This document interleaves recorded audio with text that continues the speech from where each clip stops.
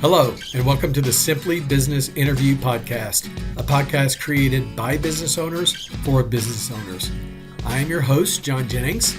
I believe that most business owners are working way too hard for much too little. And one of our issues is that we overcomplexify things. I believe the answers are almost always within us or within our reach. I like to say that I'm a simple man with simple ideas. So welcome to Simply Business. All right, today I'm really excited about my guest doing something a little different. Normally, those that follow the program know, we usually bring a founder or a business owner on, and we're talking about starting their business and some of the challenges they've run into and that sort of thing. Today we have Bill Johnson. Bill's an old friend of mine. We used to do Boy Scouts together a little bit and have that kind of shared background. He moved away from Kentucky a few years ago, and we reconnected and had a great conversation. I thought, man, this would be just a great person to bring on the program. But Bill is the president and CEO of. I'm gonna butcher as soon as I knew I was gonna say I'm gonna butcher it. I can't say it the German way. Welser Profile North America. I'll let him tell about what they do. But Bill, introduce yourself. Tell a little bit about what you all do, and we'll go from there. Well, thanks, John. I appreciate being here with you, and it's exciting to have a conversation with you about our topics. Yeah, I'm Bill Johnson, Welser Profile North America. We are a custom roll former from Austria, and it's quite a fascinating background. The company is 360 years old. In fact, 360 years old last year. So we had a birthday recently. 361 years I'll go this year. It's incredible. 11th generation family-owned business, and Yeah. when I think about generational companies, typically in the US, you get past the third generation, it's a aha moment, right? There's a lot of Right. congratulations going on. And this is 11th generation family owned and operated. So, and we are a roll former. So we're a manufacturer of custom roll form shapes, products that are functionally the backbone of the US. If you think about it and you look around your office, you see them everywhere, and window seals, door frames, the trim that holds up your paneling and your ceiling.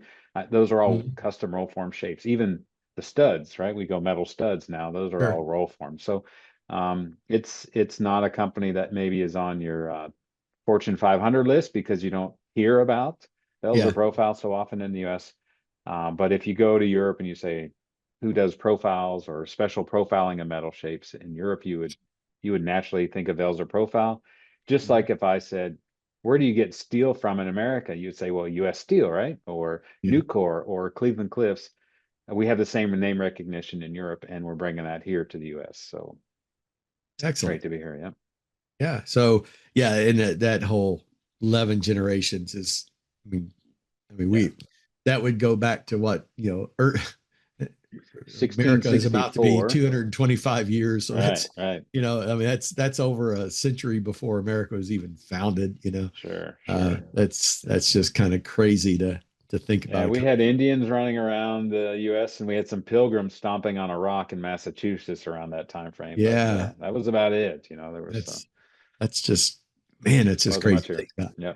So one of the things that you and I talked about, and of course it's funny because we go back to scouting days and training young men to become adults, and we share that passion. But now you have a passion about leading younger generations, bringing younger generations into the workspace, and I can tell you that hands down the number one issue when I'm out talking to business owners is recruiting and bringing young people on, and work ethic issues, and getting them to embrace a career. And it's all, I just hear it over and over. It's by far the number one issue I hear from business owners. And you're very intentional about it. Your company's very intentional about it. So first, just tell me a little bit about what you all do to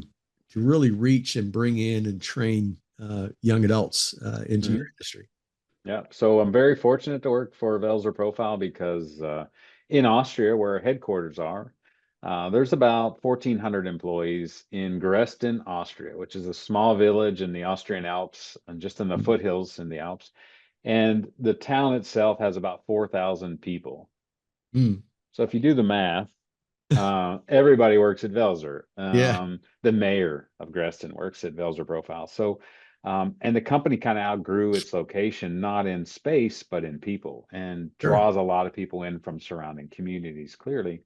But recognized early on that you can't run a generational business unless you're investing in the next generation. And I remember vividly when I first started with the company, talking to the owners about, as the family was sitting on the strategic board, and I said, what do you think about when you're thinking about strategy of the business? And when you talk to companies in the US, they talk about financials, they talk about growth and sales, and they talk about space and equipment and technology and all those common buzzwords. And the owner, the family member, looked at me and said, yeah, I think about my grandchildren's children ability to run the business. And how do Oh, I make wow. sure I set that up to be successful? And I thought, your grandchildren's children. So you're talking about generation 12's children, which would be generation 13, Yeah. and your generation 10. Like, what? Like, how does that? Nobody thinks like that, right? And Yeah. it's a very interesting mindset. It's a very interesting way that they make decisions, and it drew me because it's about leaving a legacy. And at this point in my career, I'm really thinking about that more than I'm Mm. thinking about ladders and positions and titles. Right. So part of the reason that drove me to. So example of why they're so invested in it. And in the village, they start with kindergartners, and they purposely go out and engage with the schools.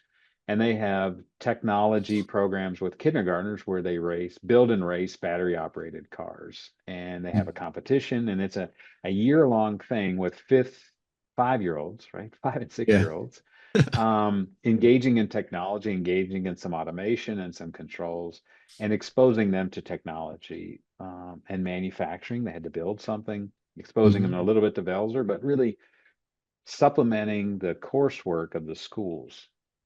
And when I started getting involved with the company, that was one of my KPIs. They said, by the way, 10% of your workforce must be in an apprentice program to sustain your company in the US. So that's part of your KPIs personally. And I thought, well, Wow. 10% of my work, that's a lot, right? That's Um, significant. and not everybody thinks about it that way as a KPI. And so very excited to be a part of that, very excited to drive that. And so we started early on with a similar model about introducing students to our company. We had this little pandemic Yeah. right after we got to the US, and that certainly threw a curveball in most everything we did. But coming out of that, we picked right back up where we left off and really intentionally go out and as a business, go out and approach the schools and say, how can we supplement? How can we help your teachers? How can we help you as a school prepare students for the future, whatever it may be? Yeah. And I tell the principals, I said, listen, I'm super excited if a student comes out to our company, sees our manufacturing operation, and gets excited and says, this is what I want to do for the rest of my life. Like, that's Yeah. awesome, right? That's an Right. awesome feeling. I'm equally as excited as the student comes out and says, oh, that's horrible. I didn't like the smell. I couldn't see myself even spending a minute in that organization because of the surroundings or the environment or whatever the thing may be. And that's not what I want to do. I don't want to be in manufacturing. I'm equally as excited because they made a decision. And I found in students today, at least in the middle and high school, they're struggling with making decisions because everything looks cool, everything looks easy, everything Yeah. looks doable, and they get stuck in the too many options and no way to narrow that down. So Yeah. yeah, I'm equally as excited when they figure that out. Yeah. That's good. And this, the younger generation, and I speak on the topic of leading across generations and speak about some of the challenges that we face.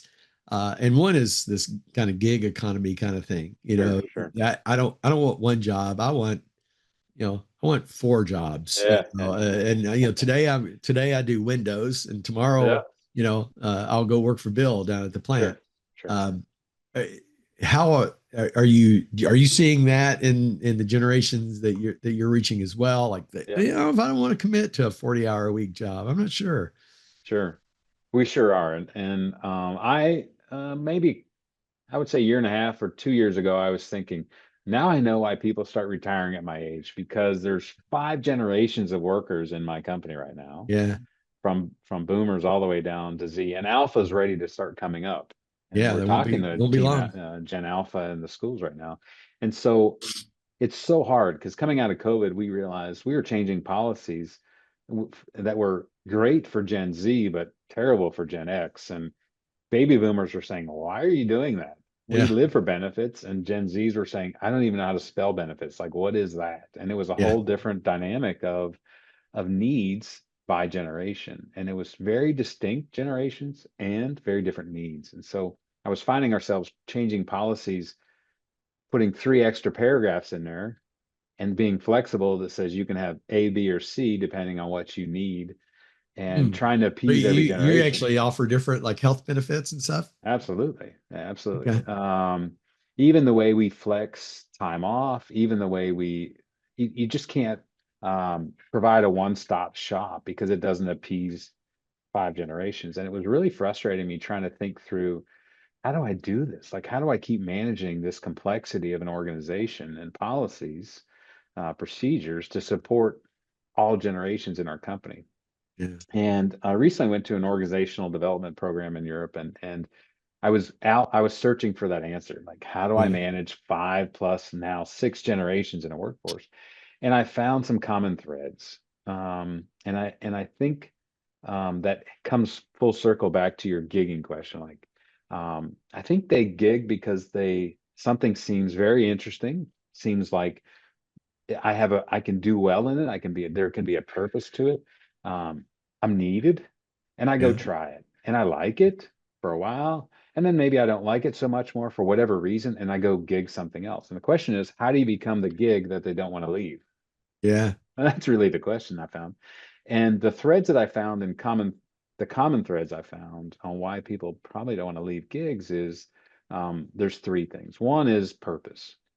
Is your gig, does it define a purpose? Is there something more than Yeah. just pounding a nail 8 hours a day? Is it something Right. more? There's value in and there's purpose in what I'm doing for the community, for the earth, for the total population, for my region, whatever. That there's got to be some connection to the purpose. Example, it's very important that every one of our employees, when they're making a product, they know who that product's for. They know what the end customer is for. They know that's going in a Caterpillar dozer, and they know where it's used and why it's used and how it protects the farmer or the Yeah. construction. And so understanding the purpose of how important their work is and the product that they're making and manufacturing, uh, is a big important issue for us, and it's part of the Yeah. what keeps them there. Yeah. Second thing I found is they got to have, or common thread is a sense of community, this sense of, in the organization, I'm not a number. Bill knows me by name. I Yeah. send birthday cards to all my employees, and I've done that for years. Every month, I write out birthday cards personally to each one of them, and it's not just happy birthday. Really, I try to make a comment or a connection with them and remind them of our relationship, Bill and the Yeah. employee. And and if they don't feel they're part of something, well, they're going to go find a gig where they might feel that, Yeah. and that's multi-generation. That doesn't, it's not stuck to any one generation, those two Sure. things. Every generation looks for that, some more than others, that sense Yeah. of purpose and that sense of community. And the last thing is raw leadership and communication. This is such an important thing. Um, from use of emojis, boomers have to be careful about that, right? And we don't always understand some of this Yeah. terminology, some of these words or phrases that are being used that Gen Z interprets one way and Gen Yeah. X interprets another. And so the use and effective communication and making sure that you're staying um, close to your employees and the community, but also that you're communicating with them correctly in a fashion that they understand and react positively to and not negatively to. Critical, and all generations need those 3 things. So Huh. I'm not looking to try and figure out how to manage all 5 generations plus one, 6 generations now. I'm really thinking about, how do I really get back to the core of what's important as a human being, as a worker, as Yeah. creating a gig that's sustainable in those 3 lanes. Yeah. That's great. And certainly, you know, I think the connection part, especially you mentioned that, every generation really is looking for that, but like boomers would never admit it, That's true. Gen X might admit it on a bad day, but Yeah. won't typically. And of course, with Gen Z, it's absolutely critical. Yeah. Uh, and so, those are three, and certainly the first two I've seen and experienced and worked with. The third one I had not quite processed that one yet. So I'm going to think about that Okay. a little All more. right. But that's good stuff though. And Yeah. so when you get these, when you get the Gen Z ones in and they start wanting to, um, uh, you know, they they tend to want to like jump straight into like leadership. I mean, they almost like, we used to always say, you got to pay your dues, and they're like, no, I don't want to pay dues. I want to jump That's right.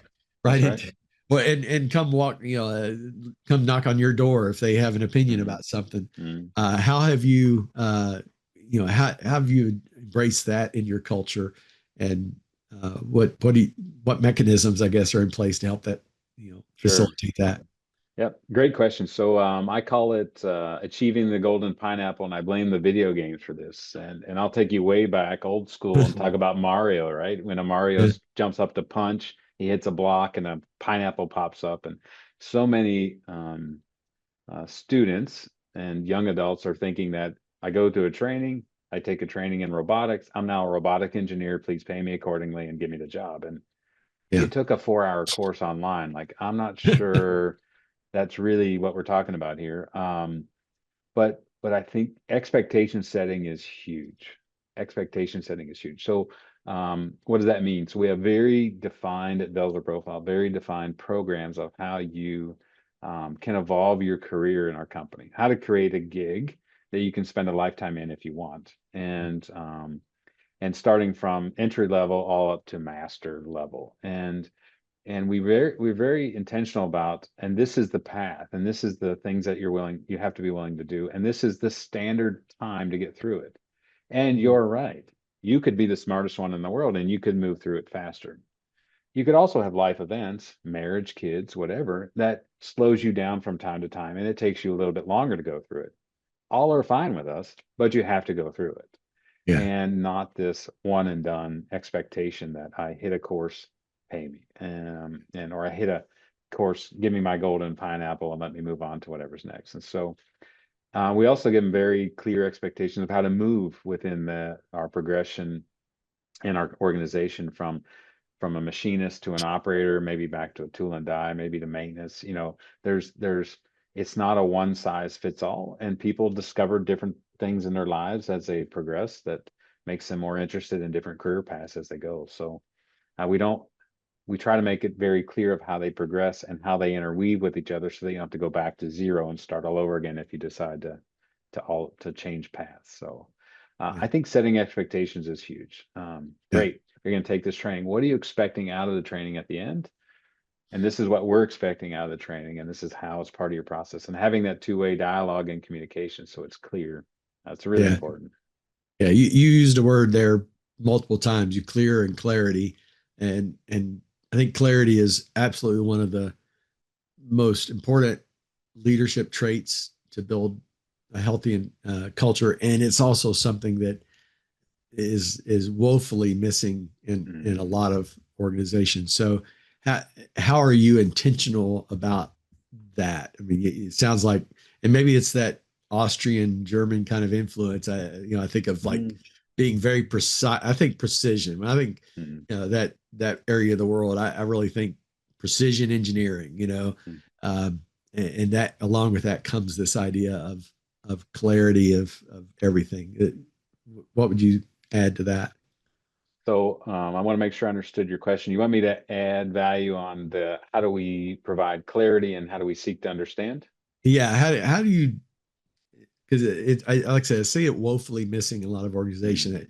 that clarity around expectations, clarity around what you're gonna what a career looks like, that sort of thing. What's your strategy there? So I just used it. John, I try to get people to think about let's listen to understand, not listen to respond. Mm. And when you're listening to somebody and they're asking you a question or they're pouring into you, whichever direction it's going, at the end of it, please repeat what you think you heard. So there's clarity in the communication to you before you respond. And um, it's a lost art. And so how do we do that? We have check-ins and check-outs in all of our meeting formats. And check-in, check-outs are questions that we would ask to get the meeting started, get everybody engaged, get everybody focused, get the laptops down. All right, we're at this meeting, let's go. And the questions are very random. And uh, when you were a child, what did you want to be when you grew up? When you were 8 years old as a child, what did you want to be when you grew up? Go. Mm. And so one person starts and you go around the room, check in, right? And it just gets everybody talking and engaged. Huh. Okay. But it's more important that we get everybody listening. So the rules of the check-in are when it's your turn to speak, you have the floor and nobody else can speak. You should listen. Yeah. And you should not speak until it's your turn to speak and to give the response. And so it's not a debate, right? It's like, oh, I wanted to be an astronaut too. That's so cool. Yeah. What NASA video did you watch? That's not what this is about. This is about listening. Okay. And seeking to understand that person as an individual as we go around the room in a meeting. And so it sounds so fundamental, but it's so core in reprogramming the thoughts in the heads. And we have a similar checkout question. That checkout question could be, in today's meeting, what did you wish? What did you learn? And what did you love? Mm. And you go around the room again. It takes 2 or 3 minutes, right? It's not a Yeah. big debate, but there's nothing more than letting each person speak, letting each person listening. And at the end, the last person speaks and you say, thanks, have a great day. And the meeting's over, right? If you want to debate You it, do do it this in after. you do this in all your meetings? We try to do it in every meeting that we have. Wow. So our 30-minute meetings are really 15 minutes of content and 5 minutes of check-in, check-outs. Now, as you do more of them, you know people more, and you don't have to explain why you wanted to be an astronaut so much. There's really this, I think I wanted to be an astronaut. It was 1969, and I watched The Yeah. Man on the Moon. Right. Next, it can limit it down to a minute. I have board meetings where there's 40 people in the meeting plus 10 in virtual world. And I ask a question that you give a one answer word to, but it helps describe you, right? So Yeah. vacation season's coming up. Where are you going this year? Looking for a location. Go. Yeah. Florida, Europe, Asia. Like you hear Right. Taiwan, you hear all these things. And some people are like, Taiwan, I was in Taiwan. I'm going to connect with that person later because I want to know where they're going, or I want to go to Taiwan. I want to connect to that person. Forces you to listen without responding, and it's a skill that has to be learned. It's not That's natural. interesting. I did something similar once with a client leadership team, and it was an exercise I got from Pat Lencioni, but it was similar to that. It was I can't remember the question, but it was exactly that. You could only say one thing, and the CEO of the company could not keep his mouth shut. Someone would say, I wanted to be an astronaut. He might say, well, that is the stupidest thing in the world. You could never have been an astronaut. Or, he would argue and try to debate everybody. And I had to keep telling him, this is not your time. You'll get your time. You'll get your time. You'll get your time. He could not just listen. And listening is a lost art. It is so I true. think so. So that's how we try to do it in our company. Yeah, that's how we try to gain traction on this communication subject that I mentioned earlier, and the gaining clarity of each other's perspectives. Yeah, it's a big tool. That's awesome, and that was worth the price of admission for people that have watched the video. Take an idea like that and apply it to your company. It would, it could work wonders. So, what are you seeing results wise of working intentionally with the younger generations? What's the impact it's having on the corporate culture, on performance, on all those types of things? Yeah, so good question. We just came out of COVID and really restarted it. So the one thing I see is, and most companies have this generational gap. They got these employees that have been around forever, and I say forever, 15 plus years at the company, and they're very Right. dedicated to it. And then you have this gap, and then you have trying to get new people in. AI found that the more seasoned employees really welcome the next generation, and if they're introduced correctly, they really want to pour into, they really want to give knowledge, and see if they're if you if they're willing to, it works really beautifully. And the younger students that are coming in, the younger employees that are coming in, they're really, you worked 40 years here? Like, oh my gosh, like I'm 18, 19 years old. And that's twice as long as I've been on the earth. And so there's Yeah. some admiration that does happen. I see a lot of knowledge transfer happening with introducing this. I see a culture that's much more receptive in our whole entire organization, much more receptive to diversification, just Yeah. because you're bringing in new people and young new people. When I say young, we're bringing them right out of high school, right into the company and letting them run. Wow. Um, and so that's been very positive. I can't say our EBIT went up 1.8% because we Yeah. did this. Like it's not like that. But I also believe that we can take on any job in the future. And I know we'll have employees in the future to run that work and run it for an extended period of time. And I can tell you, I've started a CEO group in our park, in our industrial park, and there's 14 companies, and we get together once a month and we debate how do we do this. And some of the CEOs would tell you, I'm probably not going to grow in this park anymore because I don't know that I can get employees 1, 2, 5, 10 years from now to sustain it, the work. That's a scary thing. That is. And my perspective is, well, then you need to do something about it. And that's what Yeah. we're doing about it. Come join the party. And this is how we're doing it. And please follow along and if you want. But that's not an excuse that any company should ever have that says, I just don't have employees. I can't develop my business any farther. Or I got to go somewhere else to develop it. Oh my gosh, right? Yeah. Our workforce is right in our communities. They're in our schools, and they're waiting to be poured into and given experiences to. And you as a business leader, you got to make a decision how involved you can be and or want to be in that process. We have several Yeah. hundred employees in our company, and it's part of my daily work is connecting with school superintendents and teachers and trying to provide programs back to them, create a bridge where they can where we both can give students experiences, and that's Yeah. what it's all about. Yeah. And one of the traits of Gen Z that people don't realize is they actually have a tremendous respect for older generations. And one of the stats I've seen is they will essentially take mentoring and leadership and advice and all that from any age. Anybody that will pour into them, they will gladly accept it. And 100%. you're nodding, so I'm assuming you're saying, "Yep, you're Yeah, seeing that too." 100%. It's 100%. Yeah. And they will move around and find multiple mentors at the same time. They don't need Yeah, just one. Like I remember having it seemed like in my career I found a mentor at a time, and sure. yeah, they're very receptive to it, and they'll interpret it, and they'll find more efficient ways to think through it, or more efficient ways um, to process it, and it's amazing, it really is. And I will tell you, Gen Alpha is even more that way. Really. I'm really Okay. seeing it in the middle schools. I really get excited about experiments.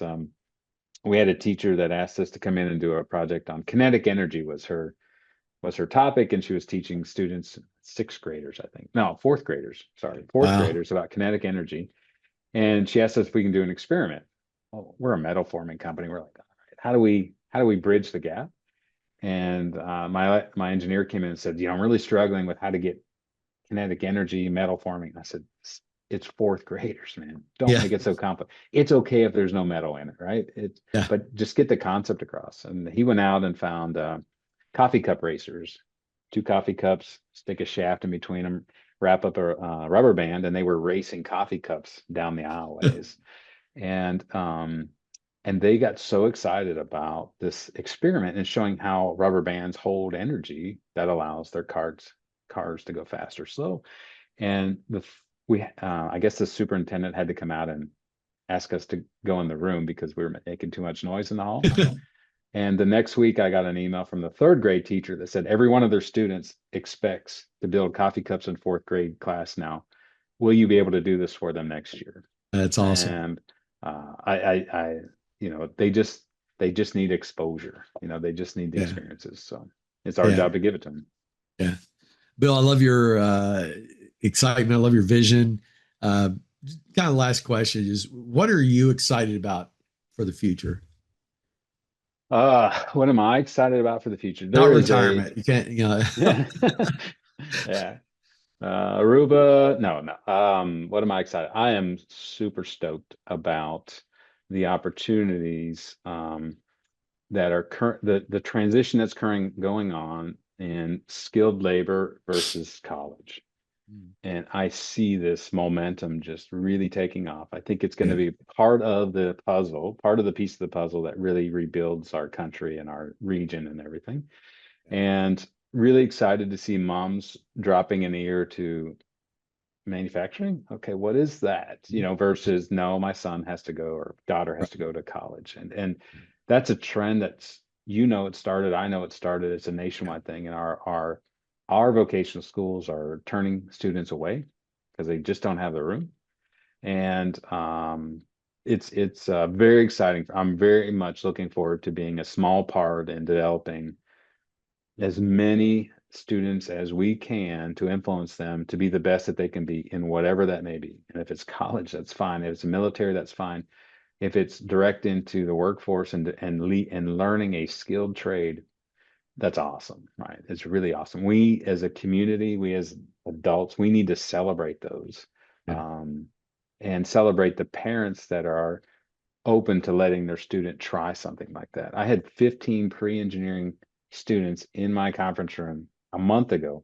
Now, these were seniors in high school, accepted into an engineering program at the next level. They were going to college. They already got approved, got their dorms picked out, got their dorm partners.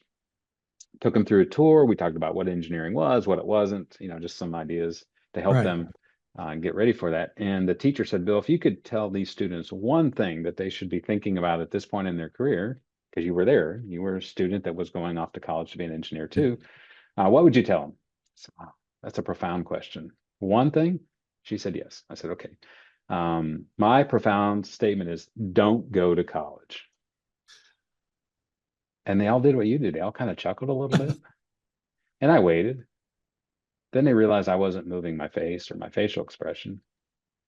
And they all kind of calmed down and went, well, what do you mean? I said, do not go to college unless you've done your due diligence. Unless you've spent 200 hours studying, exploring, shadowing, engaging with your profession, don't go because you're not ready. You haven't really realized you're about to spend $100,000 on something that you didn't even explore. You didn't even do your research on. You don't even know. Do you know what an engineer does? When's the last time you sat down with an engineer and really spent time understanding what they do? Example, one of the students that was there said he wanted to be an environmental engineer. So that's awesome. Do you know any? No. Why do you want to be an environmental engineer? Just curious. I like the environment. It's a great reason. I'm not sure I'd put $100,000 behind that one, right? So get out there and figure out what different roles that could be, what it could look like to be an environmental engineer. If you think you're going to go spend 40 hours a week and somebody's going to pay you to walk around the woods, it's probably not correct. It's probably not the right expectation. You put 200 hours into your plan discipline and you're psyched about being an engineer because you've met engineers, because you've interned at a manufacturing operation with the engineering team. You've already met some students that are engineers and you're excited about some of the cohorts and the projects they're working on, and you've put in your due diligence, go for it, man. There's nothing wrong with that. But if you haven't, you might want to reconsider it. You might want to get a job and explore it in the interim, and you might want to let a company pay for it. I don't know. Most of them do nowadays. So think through that before you write a check for $100,000, $150,000 into somebody else's bank account that you're going to have to pay back. Yeah. Awesome. Well, Bill, thanks so much for your time. And man, there's wealth of information. I know there's probably people that are parents of young people right now going, man, how do I get my kid to go up there and get a job? So Bring them on. We'd love to bring have them on. So you're in, where are you located? You're in Ohio, right? Yeah, we're in Northern Ohio. We're about 30 minutes south of Cleveland. We're in Medina County, and we love it up here. It's a great area. Not as great as Kentucky. Okay, John, I'll give you there's as most of your population may be listening in that area. We loved Kentucky. My wife and I spent 27 years there, and really a lot of great relationships with people back there. But a great community. We're about 15 minutes south of Cleveland Airport. That's where our company's located. Welser Profile North America, and one of many great companies that are thinking the way we are. So. Awesome. Well, thank you for sharing your perspective. And it's a lot of good stuff today. Thank you so much. Great. John, thanks again for having me. Talk to you soon. Thank you for listening to today's episode. If you liked it, please share or like it on whatever platform you use. You can find me on social media. On most platforms, I'm John K. Jennings. My first book is also available. Your Baby is Ugly tells you about 10 truths that business owners need to hear but often won't, and how to overcome them. You can find it on Amazon. Just search for Your Baby is Ugly. And be watching for our next episode, where I'll interview another business owner who will share their stories and insights into what it's like to create a great business.